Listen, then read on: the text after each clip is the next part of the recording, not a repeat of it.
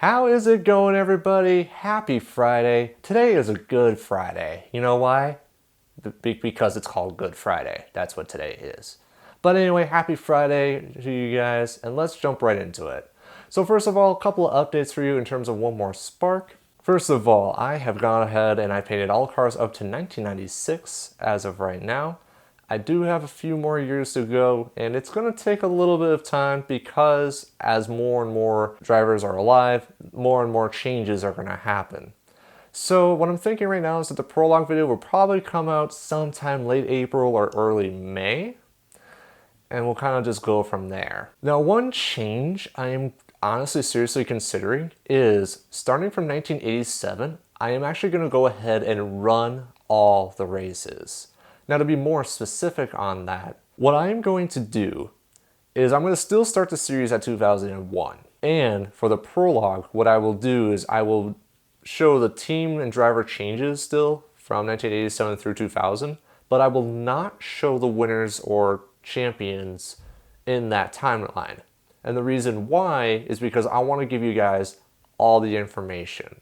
So everything from 1986 on back is still like canon in the real NASCAR world. But then 87 on forward, everything is new.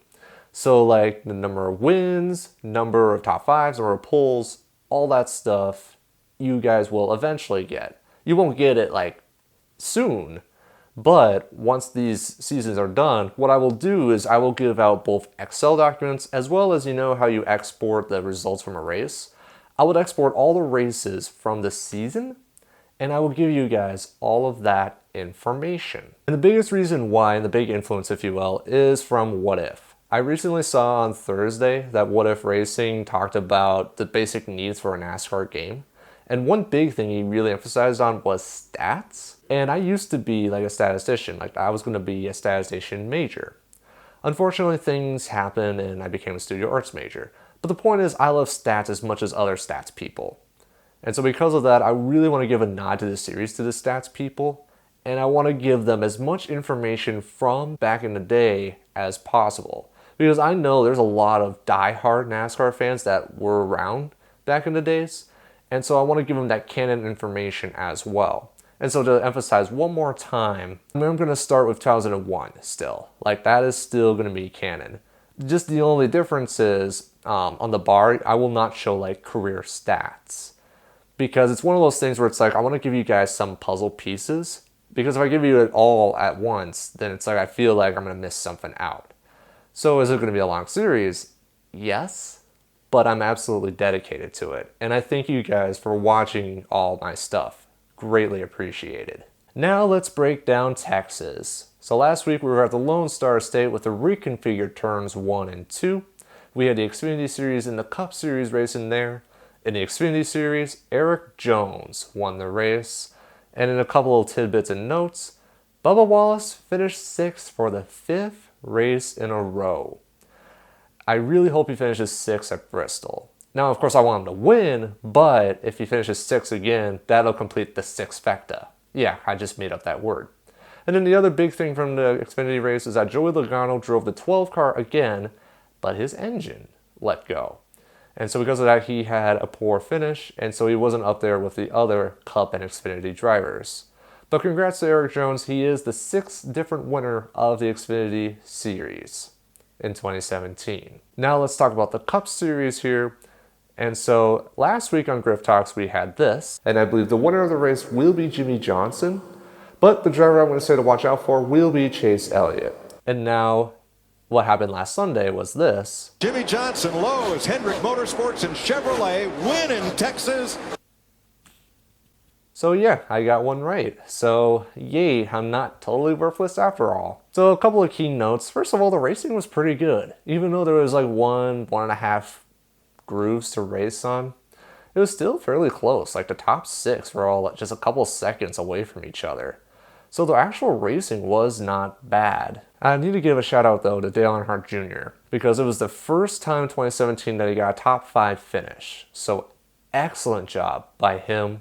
And then I also got to give a shout out to Ryan Blaney because Ryan Blaney, he won the first 2 stages, but finished 19th. So unfortunately, he did not bring it all together And hopefully Ryan realizes that every point in the race matters. So hopefully he learns from this, and hopefully he can capitalize in the next few weeks. Now let's talk about the AllStar Race, the big topic of conversation in the NASCAR world this week. What's happening is that NASCAR is going back to one hot night, which was the 1992 AllStar Race, which, believe it or not, happened 25 years ago already. That was the one where Kyle Petty spun Dale Earnhardt in turn number 3, but then Davey Allison stole the win from Kyle Petty and then crashed on the front straightaway. So anyway, the format's going to be this. We will still have a showdown and then the All-Star Race. In the showdown, we will have 20, 20, 10 laps. The winners of each of those segments will go on to the big dance, and then if there isn't 20 drivers, the rest will be filled by the most popular drivers, like popular votes. In the actual race then, we will have 20, 20, 20, 10, and then the 10 is going to be interesting because it's only going to be the top 10 drivers. And top 10 is the winners of each of the 20 segments, and then the rest of the 7 or 8. And the reason I say that is because the winner has to finish on the lead lap in order to move on to the final segment. And then the rest is based on average finish from each of the 3 segments. So it should be interesting, it should be exciting, and it'll be interesting for sure. And then finally, the other big thing is the softer tire compound. So we're going to have the normal yellow harder tire, but then we're going to have like a green softer tire. So in the early get-go, running those tires, you will run about half a second faster, but then the fallout will be faster. So there is some strategy going to be involved with that. I'm not too convinced about it, honestly. But again, before I jump on to any wagons, I want to see it in action first before I fully criticize or give my opinion on it. And then the final, random question I have, and it's just more about the speedway. What are the colors of the wall going to be? Because for the past 10 years, it was yellow because of sprint. Is it going to be green? Is it going to be black? Or hopefully, is it going to be white? Because white is the traditional colors. So kind of random, but I wonder what that's going to be like. Then let's talk about Kevin Harvick. Kevin Harvick stated that there should be less 500-mile races in the season because nowadays 500 miles is way too long. Now, I've actually thought about this for a while too, and the way I see it is this. There are some races where 500 miles is too much, like Texas. I definitely think it is much too long. However, from a traditional standpoint, there are some races that should be 500 miles long. Big 4 I could think of are Daytona, Talladega, Charlotte, which is 600, but and Darlington. Those 4 should be 500. Everybody else should be lower, like 400 or so. But what I'm also thinking too, to add a little more diversity to the schedule, maybe have one race be like a more of an endurance race, like 500 miles, but then have the other race in the season be like 300 miles, where it's a lot less. So it's more about speed versus endurance. It's a good kind of quick way to add some diversity. So like maybe a big example is for Las Vegas. Since Las Vegas is going to have a second race, maybe have one race be like 500 miles, but then the other one be like 300 or 250 miles even. Just make it like really short so that all that excitement is condensed into one little race, if you will. Honestly, this is just one guy's opinion. What do you guys think about having 500-mile races? Is it too much? Is it not enough? What do you guys think? Then the final thing I want to talk about is the Brad Keselowski appeal that just will not go away. So earlier this week, NASCAR decided that they're going to uphold their penalty and Paul Wolfe is going to be suspended 3 races. The team is like, nah, we got a final appeal. So what they're going to do? They're going to go right ahead and do the final appeal. So, in my opinion, just give it up. Now, again, this is kind of like, I'm not a total fan of Brad Keselowski, but honestly, this is what I'm talking about. This is the wrong form of drama that we need in NASCAR.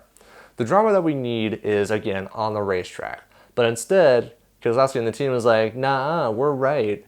And so for whatever reason, they're going to drag this out for a while. Honestly, I'd say just, you've done goofed. You've messed up. Just accept that you were wrong and take the hits, and then you will grow from it, and just make sure you don't do the mistake again. Like, I understand because, like, everyone has a say. I understand that. But it's one of those things where it's like NASCAR, the bigger group, like, they see that you did something unfairly. And so, I guess what I don't understand is, like, what are they trying to appeal anyway? Like, is there, like, replay or, like, footage where it's like, oh, the mistake was actually an accident? Or what? I don't know, man. Like, it's just one of those things where it's like, I call it unnecessary drama. It's just a part of the NASCAR spectrum where it's like, I really don't like talking about it, honestly. I want to talk about stuff that's more on the track. But for whatever reason, NASCAR, Brad Keselowski, that Penske 2 team, they want to drag this out and they want to give us something to talk about, I guess. So, whatever. Honestly, I say just give it up, let it go, man, and just get ready for Bristol. And I mean, like, Paul Wolfe and Brad Keselowski, like, I bet they're good guys. But honestly, it's like, just, you've messed up. No, but honestly, I know a lot of people are going to disagree with me with that, especially all the Brad Keselowski fans. I know, I understand that.